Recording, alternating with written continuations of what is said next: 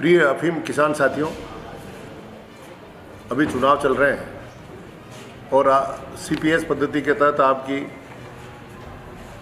फसल तुलाई का समय भी आ रहा है।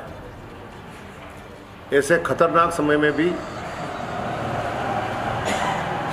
नारकोटिक्स विभाग आपसे वसूली करने में नहीं चूक रहा है। परसों के दिन जिला कांग्रेस कमेटी के में जब मैं पत्रकार वार्ता कर रहा था तब मुझे जानकारी मिली कि आपसे 10,000 से 15,000 रुपये तक लिए जा रहे हैं रोड़ा चूरा धुलाई के। तो मैंने वो मुद्दा उठाया था, तो उसके दूसरे दिन ही हमारे सामने वाले प्रत्याशी सीपी जोशी साहब हरकत में आ गए और उन्होंने कोई आदेश जारी कराए। निसंदेह ये चुनाव के डर से ही संभव हुआ, बाकी इन लोगों को शर्म ही नहीं है। 10 साल तक इनके राज में 5 साल तक 10 नहीं 5 साल तो हमारे आ गए थे जब मैंने डोड़ा चूरा नष्टीकरण पर रोक लगा दी थी। पर 5 साल तक शोषण होता रहा और किसानों से पूरे जिले में नष्टीकरण के नाम पर वसूली की गई। उस समय सीपी जोशी साहब को ये याद क्यों नहीं आया?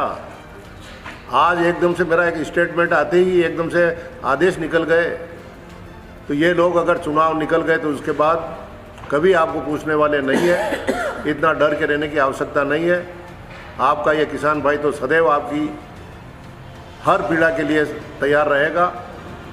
यही अवसर है जब आप मेरी ताकत बढ़ा सकते हैं और आप मेरी ताकत बढ़ाएंगे तो निसंदेह नारकोटिक्स विभाग के मामले में अफीम किसानों को जो तकलीफ आ रही है वो नहीं आने दूंगा। और मैं तो सर्व किसानों के लिए चुनाव लड़ रहा हूँ।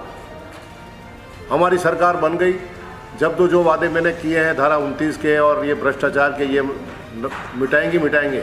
लेकिन इनकी सरकार भी बन गई तो सर्व किसानों के लिए भी अगर मुझे निर्वाचित होने के बाद लगातार शंभू बॉर्डर पे किसानों के संग जो किसानों की समस्या के लिए आंदोलन कर रहे हैं वहाँ बैठना पड़े तो उदयलाल आजना वहाँ मिलेगा।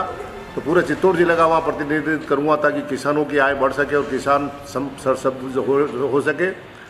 इस वातावरण में लोकतंत्र को बचाने के लिए आप पूरी ताकत के साथ मेरा साथ दें।